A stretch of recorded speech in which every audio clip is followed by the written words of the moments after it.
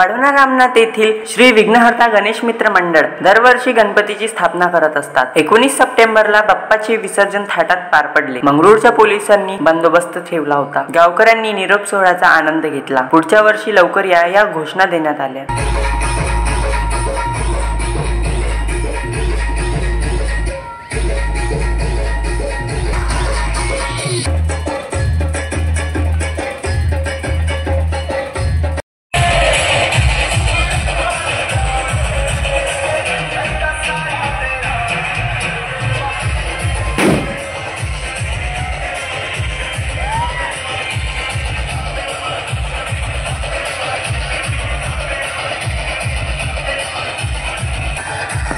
Nitin Nagrade, the sting operation news, वाढवणा रामनाथ।